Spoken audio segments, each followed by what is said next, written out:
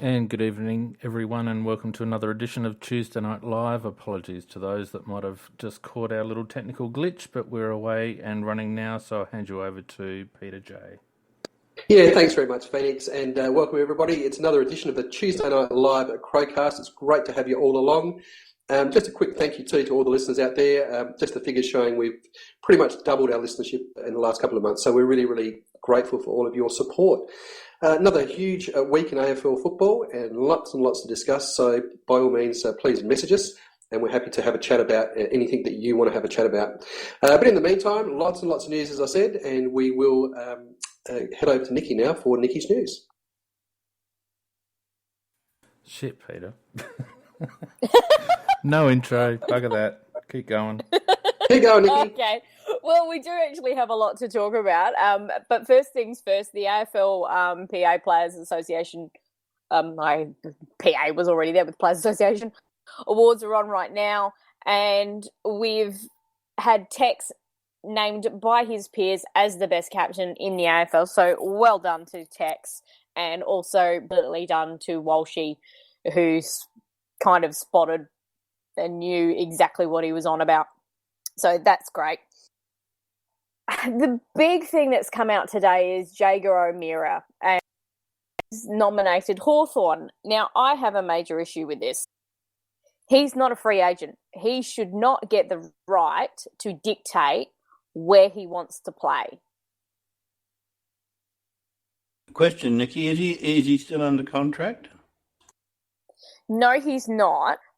But to me, this actually devalues the free agency that the players fought so hard for, to give a, that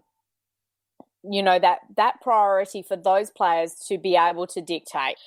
So all these other younger ones, because a player has to agree to where they're being traded to, it's essentially meant that,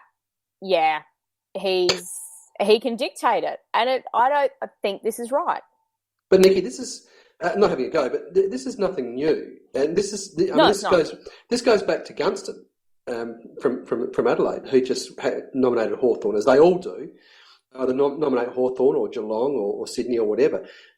It is ridiculous. The draft as it is already compromised completely because of the academies and father-son and all the other things you want to throw in there. And now you've got this situation which they've created for themselves, where these brats that are aged that are around about 2021, they put in one contract, maybe two at the most, and then they just decide they're going to walk to wherever they want to walk to. And what we've got is a situation that the AFL have tried to base their modelling and their competition on the on the US sporting equalisation systems, where NFL, baseball, basketball, they all have a draft, and that's how they work it. And the premierships over there and all the various codes are shared around. What we've got now, we've virtually got the EPL. And if you think that's an exaggeration, go back and have a look at the varying teams that have won the EPL over the last 10 years, and I can guarantee you that it'd be more spread around than it would be for the AFL in the last 10 years.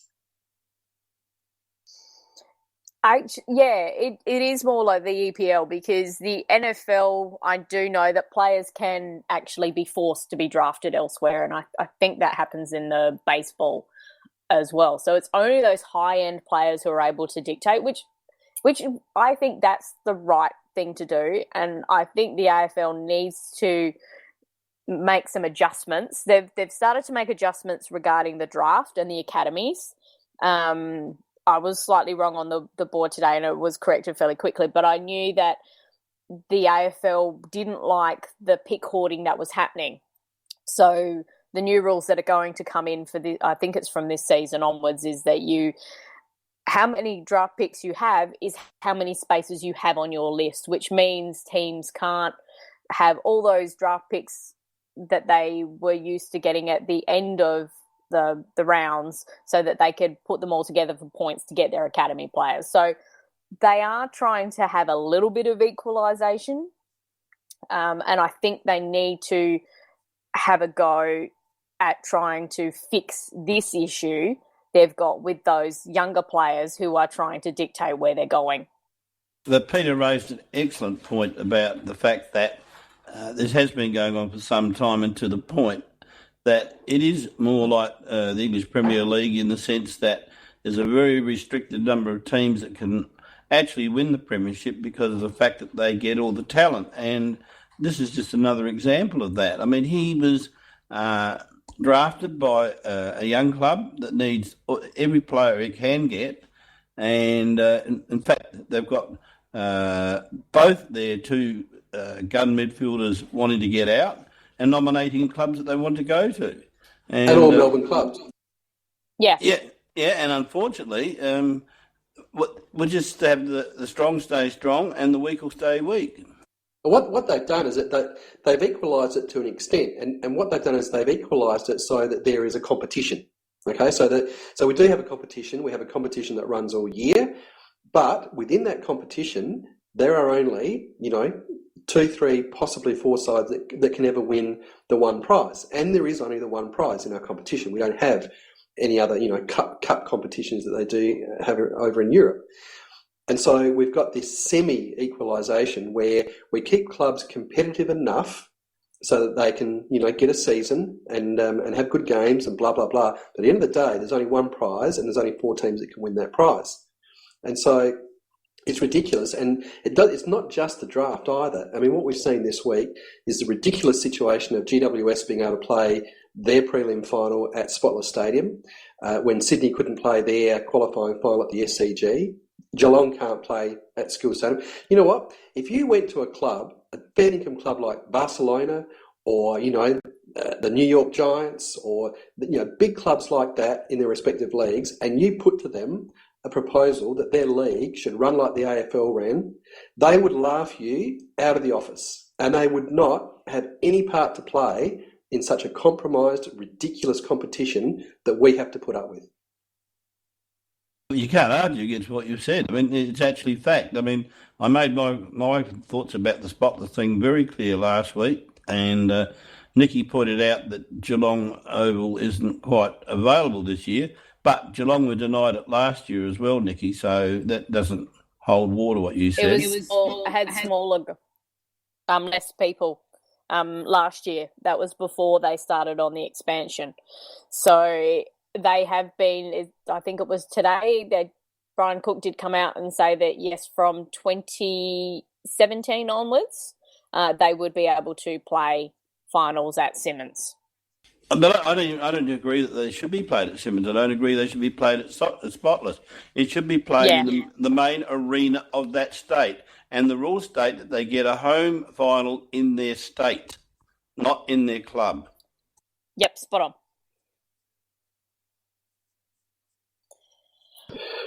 So what else has been happening? Sorry, that's been building up, and I just need to have my say and have a vent. It annoys the hell out of me that we've got such a ridiculously, it's not corrupt. People aren't out there breaking the law, but it is just a ridiculously compromised competition. And that's all I'll say. Compromise is the right word, Peter. Exactly that. So the other things that have kind of been going on are just around, and these are probably going to make it to cock-wombling numbnut. Hilariously, Hawthorn players complaining about their players being punched, etc., off the ball and being harshly dealt with. Suck it up, you lot. So that was kind of amusing that happened. The good news is that after the stuff up today with tickets for Ticketek with their server going down, which wasn't good news, but they are going to refund all of the fees that normally sit on top of that, which are quite a lot. But it is ridiculous that this is for the AFL final system and they don't have extra servers, that it is actually going down when so many people are trying to get on. We heard from supporters on the board about how last week trying to get the tickets was ridiculous and the AFL actually holding tickets back. So the best seats actually weren't released to the members in the priority.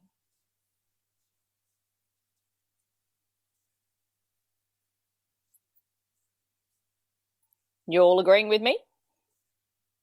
Yeah, but I think even worse than that, Nicky, is the fact of the bleeding of the public by the airlines, and the cost of a ticket to Sydney and back is now just about the price that you could do just about travel around the world for. I think, is it probably going to be better to fly to Bali and then to Sydney? It just might be. Because it was come up a few years ago, didn't it? Yeah, I think somebody actually did that. To be honest, Nick, I don't have a lot of sympathy in that situation, because I think surely we've all been around long enough to know that in that situation there's always going to be ridiculous airfares. I mean, they do it for everything, so it's nothing new. And I've read of a couple of people who quite simply just backed Adelaide to win against North Melbourne, and really it wasn't a stretch that they would beat North, knowing that regardless of what happened in that qualifying final, that they were going to be going to Sydney. So, they effectively booked their Sydney fares as soon as the first finals draw came out. And so, they got a reasonable fare. Yeah, other people have done that. I mean, we've booked, I think last year we kind of booked hotels in advance in Melbourne, and they were ones that you could cancel early and wouldn't have had to pay anything. But, I mean, that's the kind of thing, the smart thing you do. But it is ridiculous that those prices do jump so quickly. And we know airlines in this country, they just like to rot the system as much as what we can, because there's limited number of them and we have no choice except to pay that. Yeah, it's absolutely true. Absolutely true. But that's it is what it is. And as I said, it's not going to change. Any particular Crows news there, Nikki? Anything in the trade area or anything like that? Anything more on Jared Lyons? That was a big story last week, and the fact that he got a terrible offer, and certainly I know for a fact that it was a shocking offer, probably more shocking than what you'd think. He could just about be better playing country football. What do you think's going on there? A couple of things. I was listening to the Trade Radio podcast that came out today, and Damien Barrett, yes, I know, come at me, but Damien Barrett was talking about Dad Noble, basically a sure thing to go to Brisbane. I don't know if that's already been talked about much on the board because I don't really read much anymore, but the other thing is that he had no real idea of what was happening with Jared Lyons, so it's pretty useless. No, I think the Noble stuff's now coming out. They're talking about him for the CEO position, not so much the coaching. So, not coaching. Oh, they were talking about football manager. A football manager initially. Yeah, leading to then the CEO. Three-year apprenticeship, and then the CEO position taking over from Swan after the end of that 3-year period. When the other rumour is that Vozzo, who is the football manager in Western Australia, the West Coast Eagles, is lined up to move in and take over from Noble. That's interesting. Oh, obviously Pikes would know of him and how he kind of works.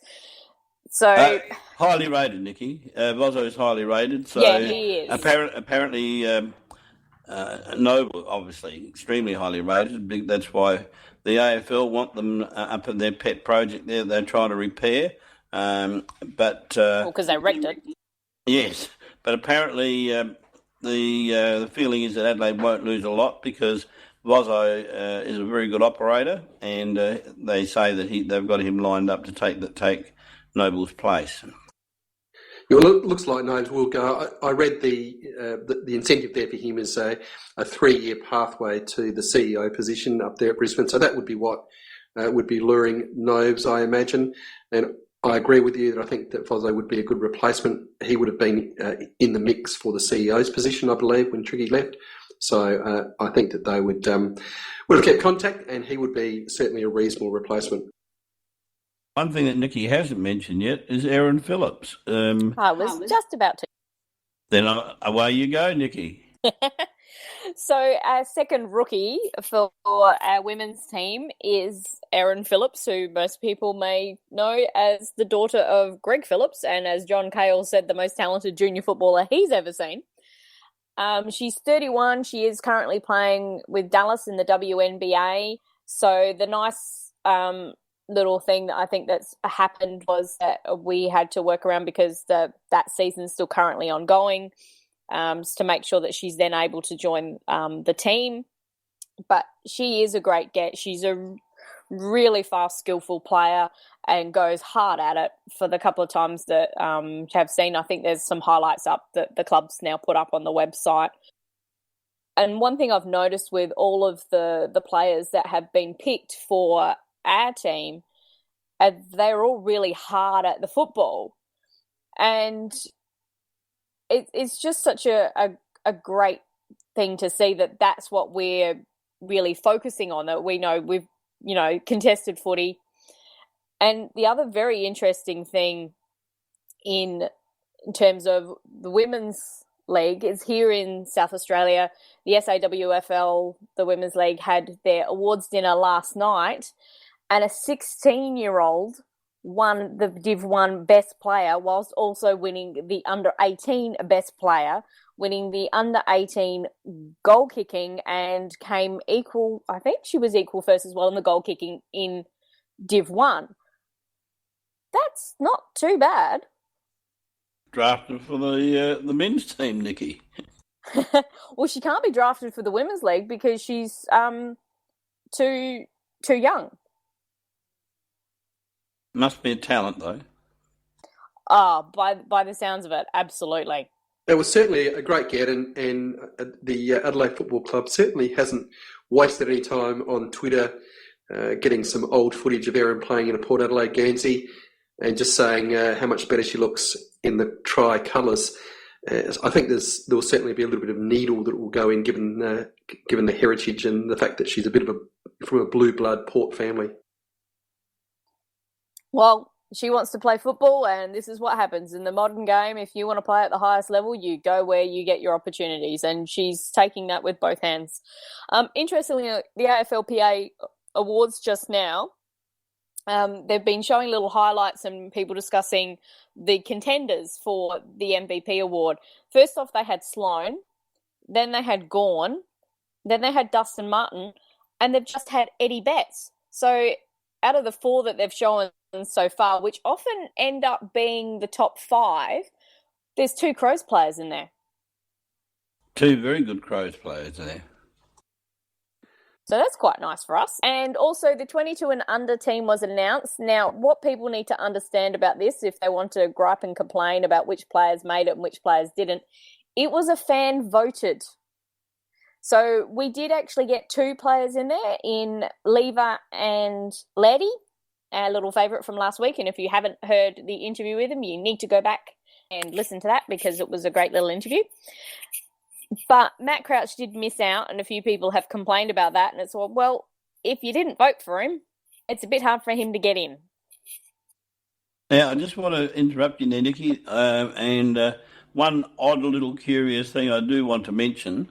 If anybody has got yesterday's advertiser and got the sports lift out called Go, and on the front of that is a picture of the Adelaide team running out onto the ground. And if you look on the lever, as he discovered levitation, he is about 2 feet in the air and just standing still while everybody else is running. You have a look at that photo; it is amazing. It looks like he has discovered the art of levitation. One thing I think we probably should have a quick chat about is Crows veteran Scott Thompson. We understand without a contract at this point, hasn't been offered a new deal, so I'm not quite sure exactly what that means, other than to say that obviously uncertain times for him. How do we see his performances of recent times and also his position going forward into next year? Obviously rumoured to have a position offered to him by Simon Goodwin at Melbourne Football Club to go and play season and coach. So what do we make of Scotty Thompson's situation? A great at the club and certainly a difficult situation to manage for the AFC, I would have thought. Definitely. His game 2 weeks ago was a shocker. Probably one of the worst time he's played for a long time in terms of neatness and fumbling of the ball and slowness of getting rid of it.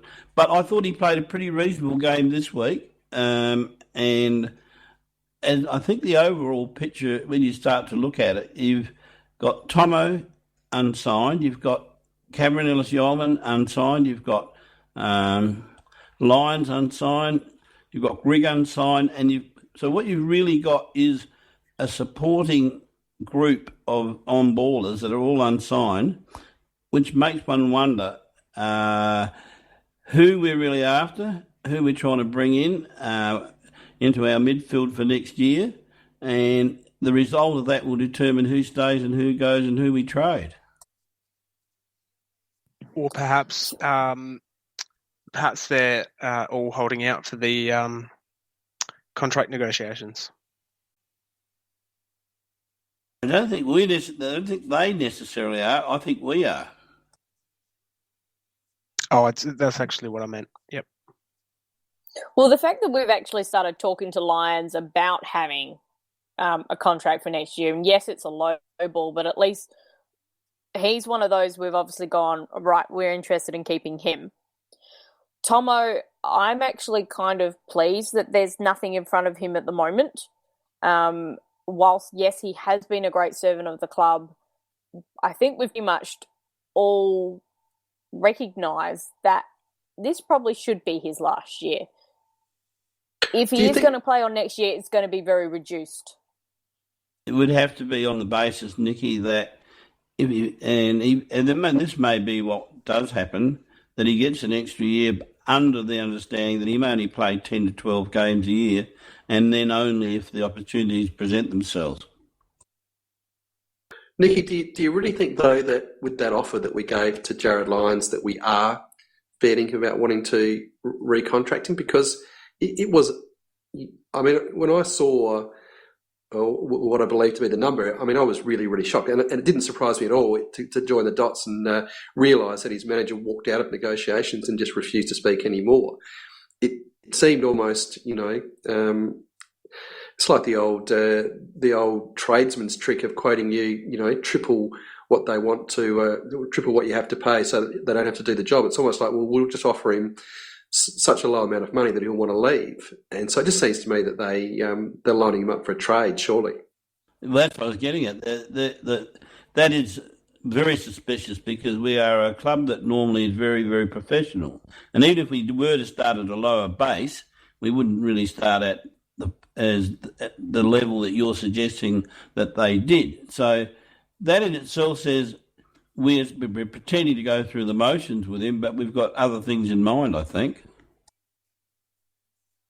I would be very sad to see Lyons go. I think he definitely has something to offer. And I think he's actually a quality AFL player.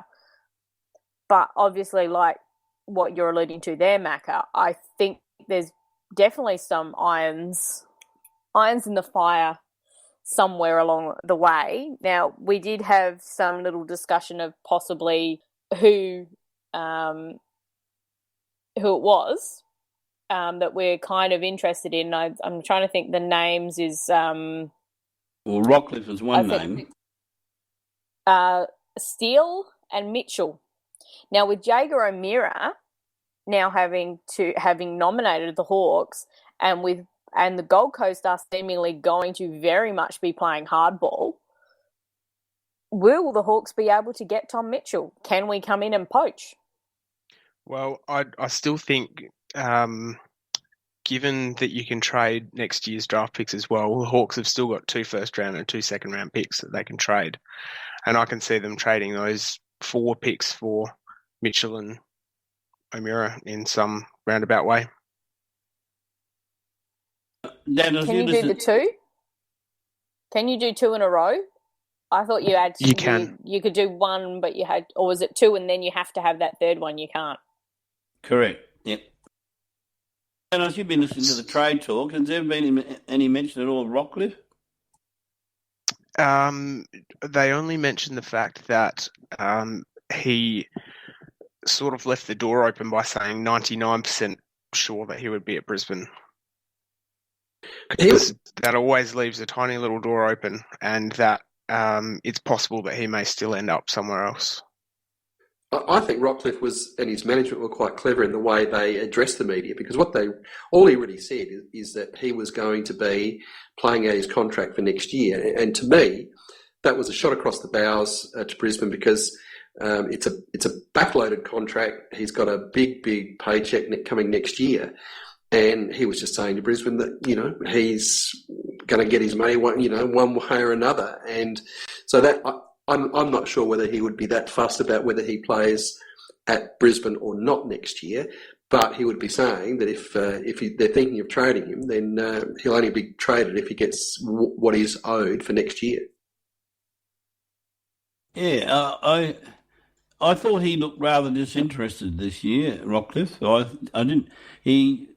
I know he had injury this year, and that always stops you from having a smooth year and perhaps giving the best that you can. But he had some very big games, but I thought he just wasn't as consistent as he normally was, normally has been. He's normally been, as in Dream Team terms, they call him the pig because of the amount of score that he gets. But the pig went lead a couple of times as well. If we're smart, what we'll do is we'll match that. We'll take over that contract next year, but front load the deal that we offer him, so that he still gets his deal from next year. Brisbane get rid of that a huge chunk of their salary cap, and we spread out his payments over probably a 3 to 4 year deal, and front load it. So everybody's happy. That seems to me to be the smart play. Love it. I love it. I think that's excellent. Now, Nikki, the AFL Players Association MVP has been announced, and the 4 players that you said were in the top 5 were absolutely in the top 5. Dangerfield won it on 1,369 votes, followed by Sloane on 443, Dusty on 297, and Betts and Gawn equal 5th. That is awesome. 238. That is just awesome for Betts and Sloaney. Yep, well done by those 2 boys. They've had great years. Yeah, congratulations. Terrific effort. And I'm just laughing at Scorpus' comment in the chat that he hears a new shipment of straws has arrived at Dangerfield's house. My sources tell me it will allow him to drink even more of his own bathwater at once.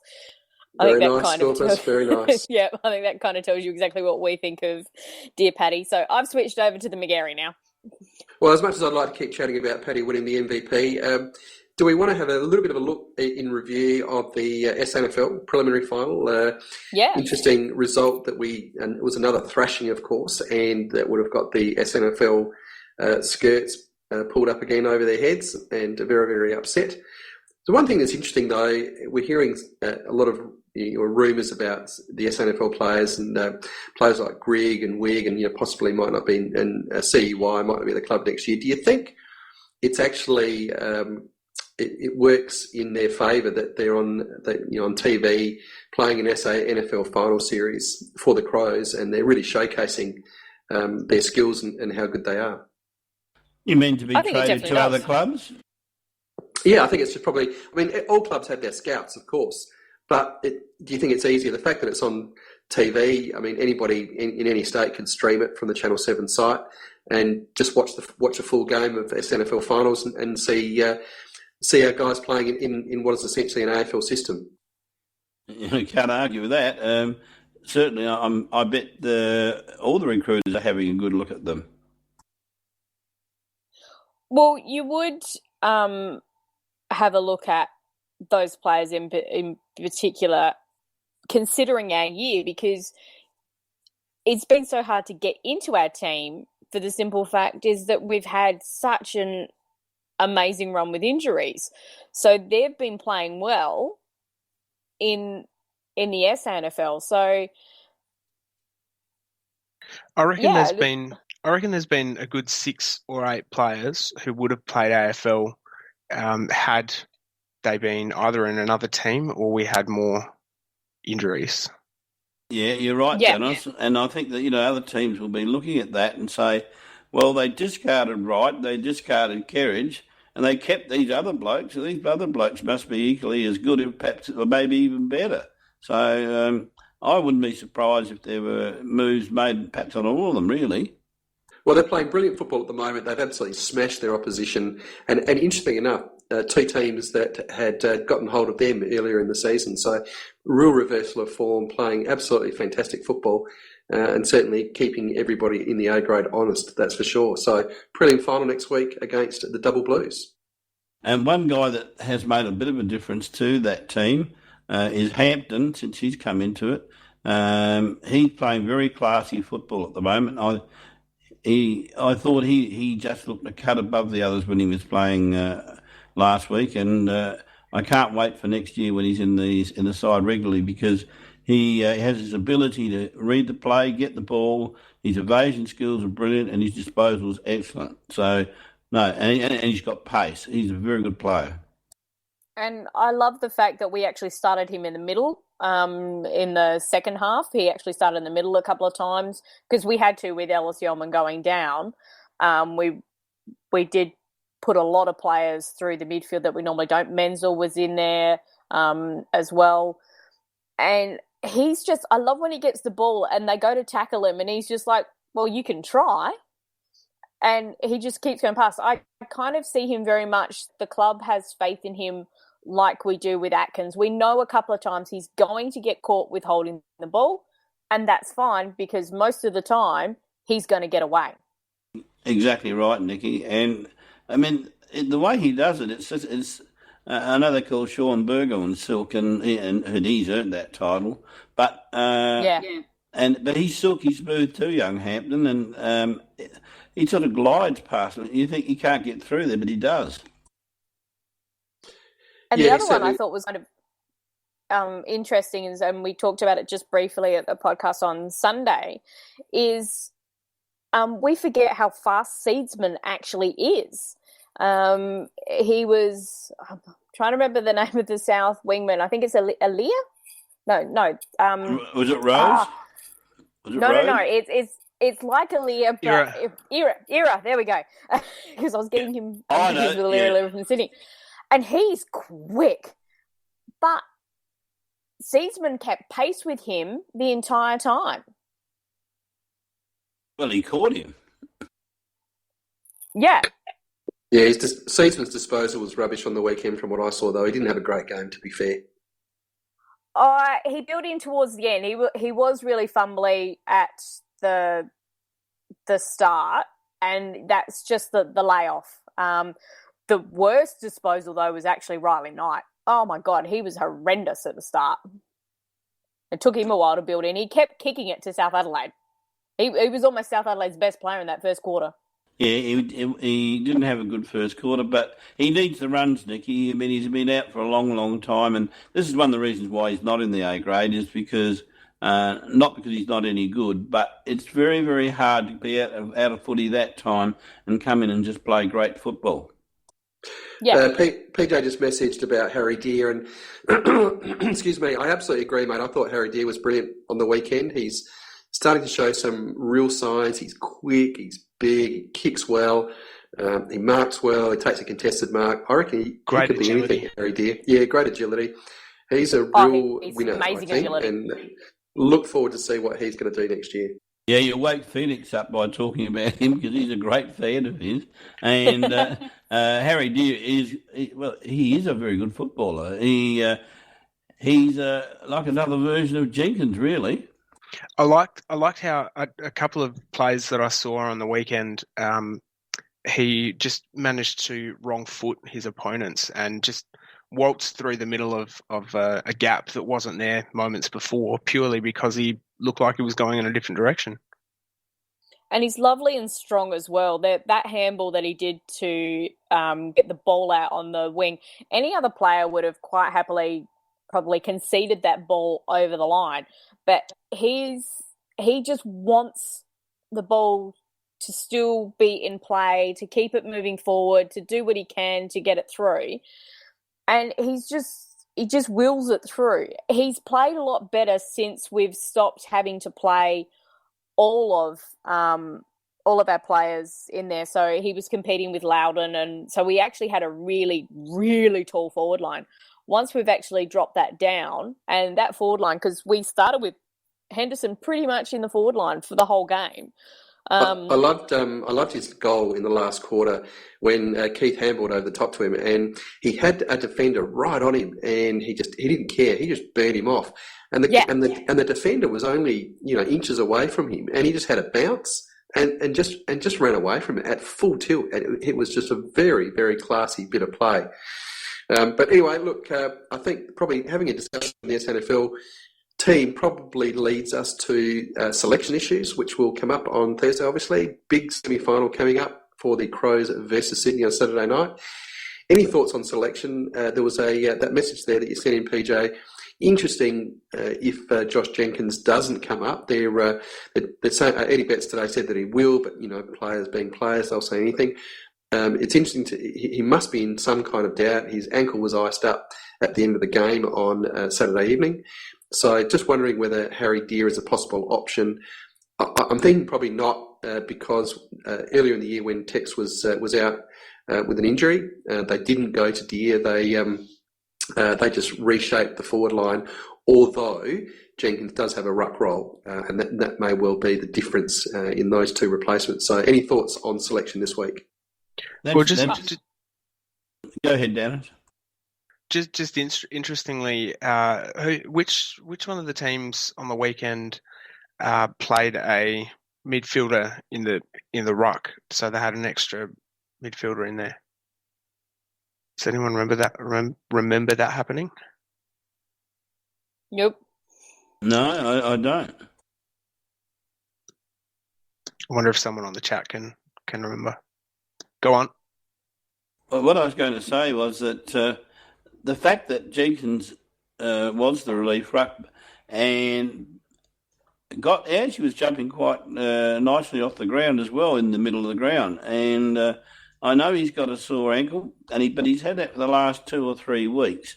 And I'm sure he's getting little jabs here and there to make sure that he can get through the game. I think he'll play.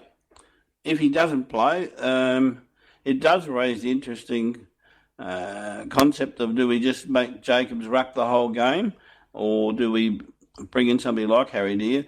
I don't think we would bring in a first game player and expect much of him against Sydney. I think it's just too much to ask, really. So I think if Jenkins was unavailable, I think Jacobs would have to go it alone, I think. And then possibly have Hartigan chop out in the defence and someone like McGovern chop out in the forward line.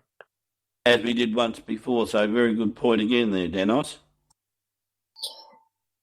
See, the way I look at it is that what we really need to consider is that Sydney actually probably are a little bit better without Tippett, because Naismith and who's the other ruckman for Sydney have actually been playing really well.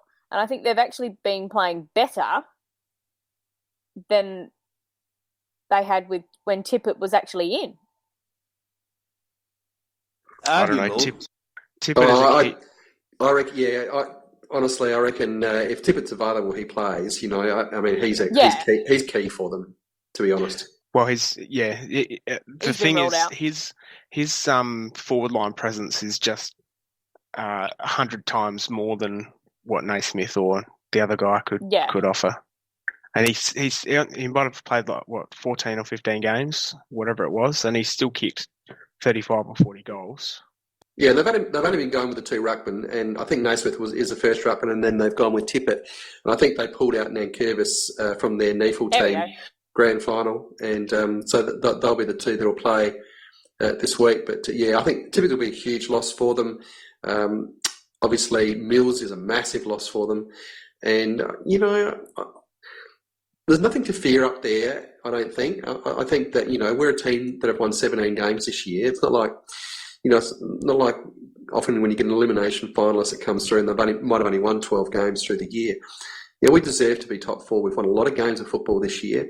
We've got 6 in the All-Australian squad. We've got a quality team. We've got guys in form. Really nothing to fear, I don't think, when we go up there to Sydney. And I think that we can come away with the win if we play, as Eddie says, if we play our way. Yeah, nothing to fear, but plenty of respect to be given, particularly to the midfield. Their midfield is virtually an all-Australian midfield with all their 4 players in there.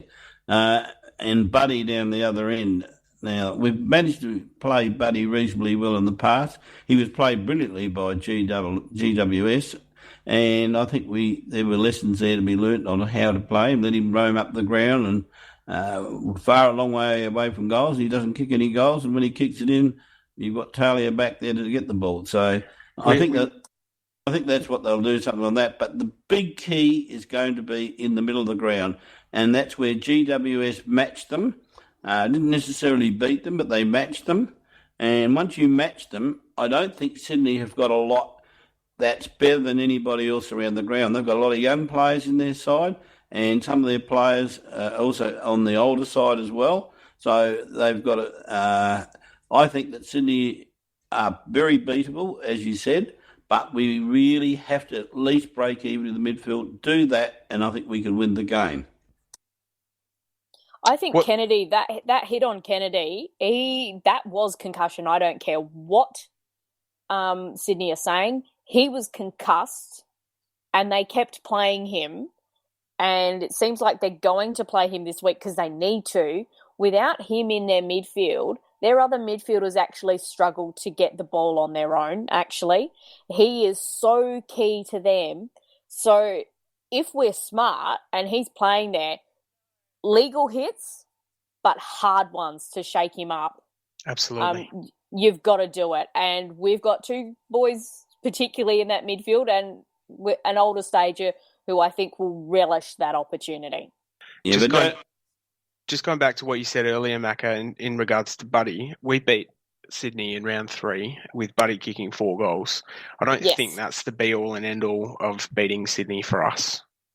No, really, it is the midfield, and I know, and I think you did right, Nicky. There's no doubt that Kennedy. I've seen it several times, and he was definitely KO'd there for a while, and he was seeing stars. But and I'm sure that if it had been one of the minor clubs, the AFL would probably intervene a little bit more. But don't underestimate the ability of Parker and Mitchell. They are two of the hardest players at the ball, and they do get tough balls out the middle. So it's really we just got to have to really match them, and maybe this is where Tomo might shine in terms of grunt at the ball. Yeah, he will be important. I think also it hasn't happened very often this year that key forwards have really got hold of us. It's been the medium to small forwards that have just troubled us week in, week out. It's been a real issue, and so what we really have to be careful of is being too buddy focused, and guys like, I think Heaney kicked 3 goals against us in the first time we played him this year, and there's a few other medium and smalls that run through there for Sydney, whether it be McGlynn or these kind of players that will just seem to bob up against us and kick 3 goals, and so just got to be really, really careful of those guys as well. Yeah, the two smalls that you mentioned there, Heaney and McGlynn, they are the two that are very good players around goals and can kick 3 and 4 themselves, each player. So they do warrant attention as well. They're good players, and they're the same sort of player that always troubles us. And thanks, PJ, for that message. Gary Rowan as well was the other one I was trying to think of that could easily bob up and kick 3 or 4 goals against us. So basically what it is we also need Smith to fire once again from that half-back line. And even if they put, I think probably Mills out is a huge detriment for them in their back line. And if we can, because of that size of the ground, his leg is a hell of a weapon. Yeah, I think Alia will probably get Smith because he's tall and he's got tremendous pace. But Smith surely should have the edge on him and know-how because of the fact of just of natural games experience. No, Alia's probably going to be on McGovern. They are a little bit. I agree, Nick. I think Alia will line up either on McGovern or Lynch, but they are a little bit light on in defence, I think. Heath Grundy is really their only recognised key defender, and then really you then go to Rampy, who is more of a medium-sized defender. And so there's not a lot of when you consider, we're going to have Jenkins, Walker, Lynch, McGovern.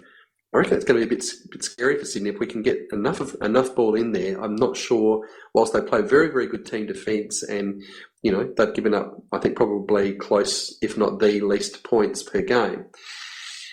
You're a right, tall Pete. forward line like that may give them some trouble, as it did when we played them the first time. Yep. So Grundy would go to Jenkins, and Jenkins is way oversized for Grundy. Rampy will go to Walker, and Walker's way oversized for Rampy.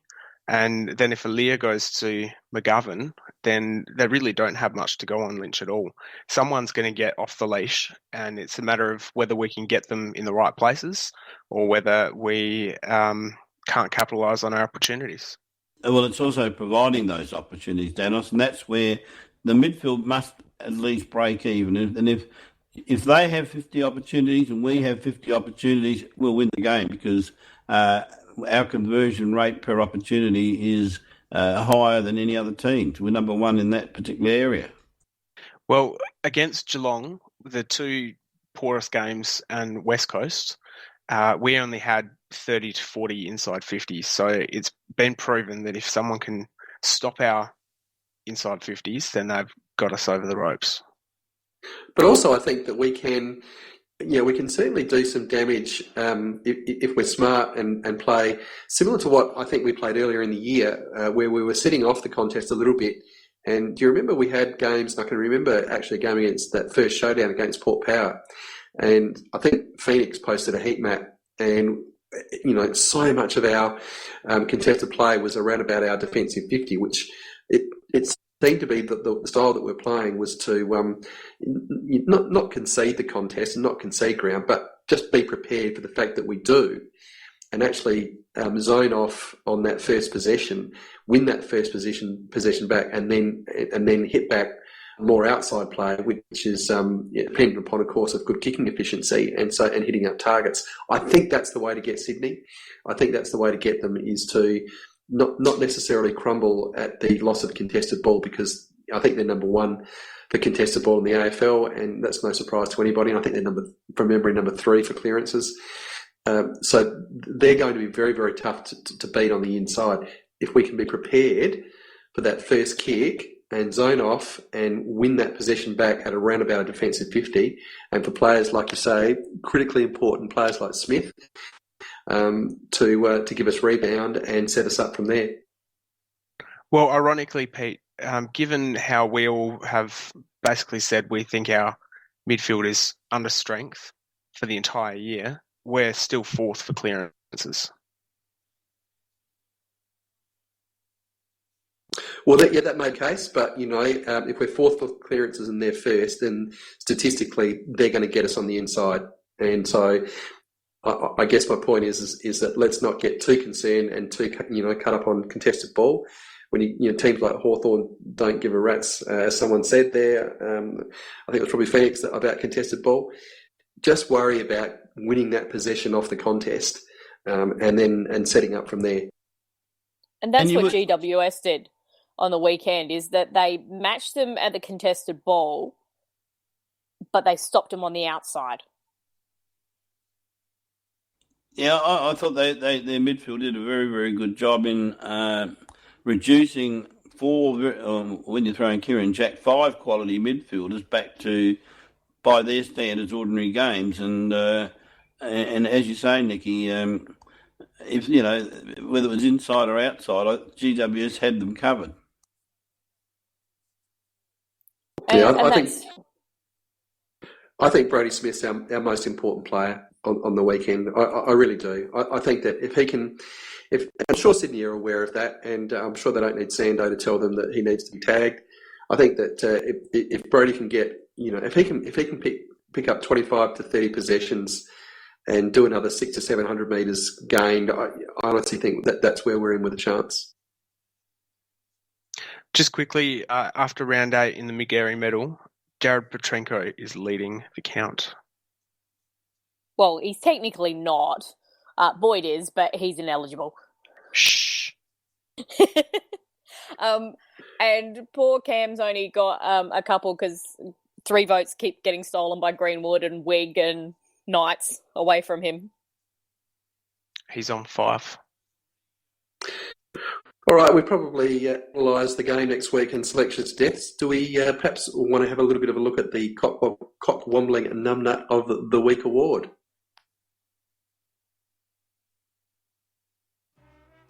We do, if Phoenix has... There we go.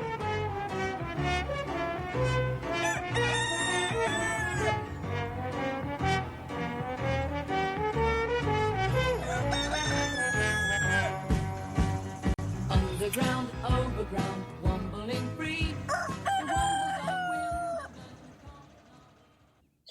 I think hilariously, Phoenix, for the guy, those who are listening can't see the little chat that we have going on amongst ourselves, but Phoenix would really like to nominate Pete for Cock-Wombling Numbnut just for making him find that music really, really fast. Well done, Phoenix. Love your work, Phoenix. Just want to make sure you're there, mate. That's all. So you've probably got the AFL for the ticketing, the stuff-ups that happened, Ticket Check for the ticketing, the stuff-ups that happened. But I think pretty much easily it has to be Sean Burgoyne for complaining about the off-the-ball hits and how Mitchell needs to be protected by the umpires. Oh, God. Cringe. It's like, honey, look in the mirror and no. I don't think this year, there's been a few lay-down misères. I don't think that there has been a numbnut that has stood out so clearly like a beacon of cock-wombleness as Sean Burgoyne this week. See, I was going to actually nominate the umpires in that game, because there has been discussion about Hawthorn and their shepherding on the mark and is it a legal tackle or not, legal tactic or not, etc., etc. Because the umpires in that game, and you could hear them clearly over the microphone, kept warning the Hawthorn players to make sure they're always standing behind, make sure they're always standing behind. It got to the last quarter and one of the Hawthorn players decided to stand in front. So instead of paying the free kick like they had been all game warning them to stand behind, no, they blew the whistle, went up and told him to go stand behind. It's like, I'm sorry, free kick Hawthorn. Can we make it any more obvious? They were going to win it, but Burgoyne just, came home with a rush. Well, yeah, Mitchell Walker he'd totally agree with you about that, because he'd have fond memories of Mitchell's knee bashing him in the back of the leg. Oh, it was just hilarious. But the reason why I won't call the tactic an illegal tactic was because Sloaney and Smithers actually colluded for that very last goal of the game, and it was a thing of beauty, and I find it acceptable because of that. Absolutely. I know it's legal. I just think it's the most ridiculous thing in the game at the moment that you. I think the 5 metre exclusion zone is 5 metres, 10 metres, whatever it is, 10 metre exclusion zone. I think that is absolutely stupid. And then this business of allowing a teammate to stand on the man on the marker and impede him. I just think this is not the game we play. Actually, Macca, that just brings me to another. I'll put it in as a nomination. It's not going to win because Burgoyne wins, but I just find it ridiculous that year after year we have a completely different set of umpiring interpretations and standards when it comes finals time. It's like there must be a direction given to the umpires to throw out the rule book and just let the player and just cease to pay free kicks.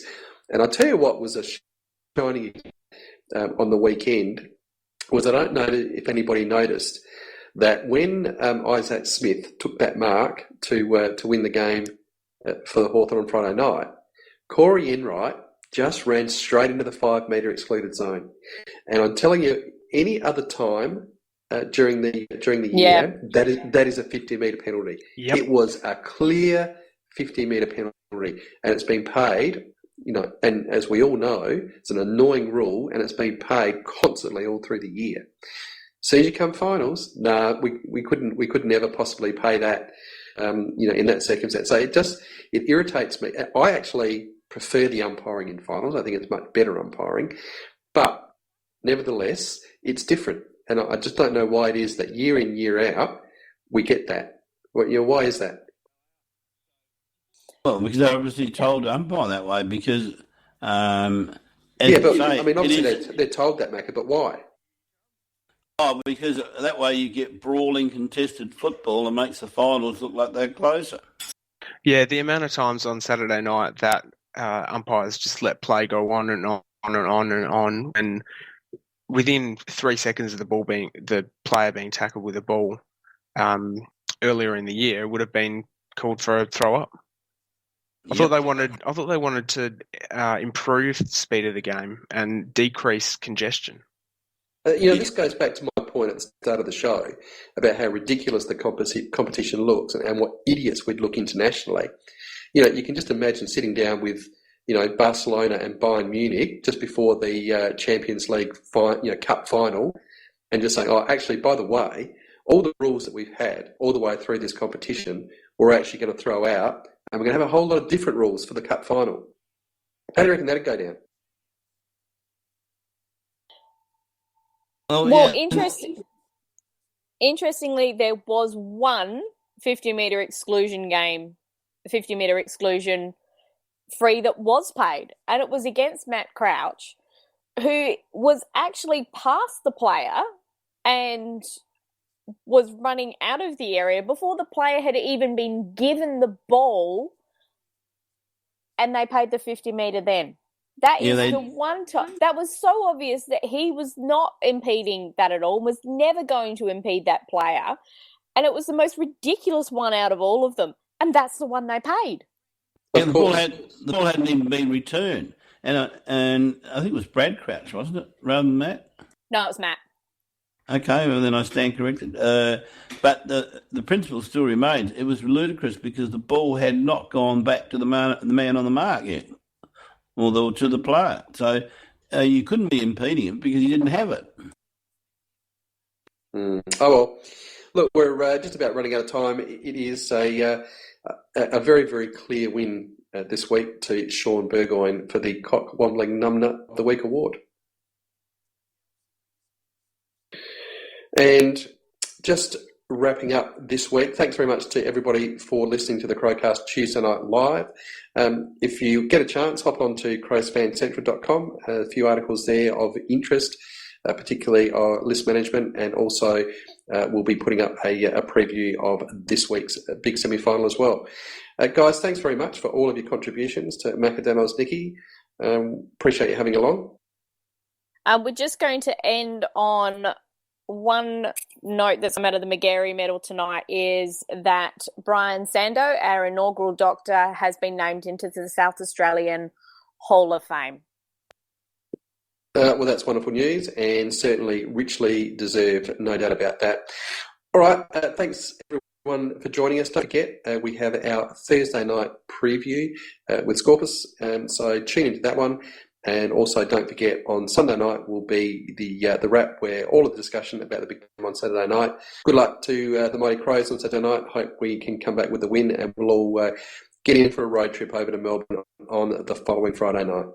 All right, thanks very much, everyone, and we'll catch you next time. Catch you later. Bye.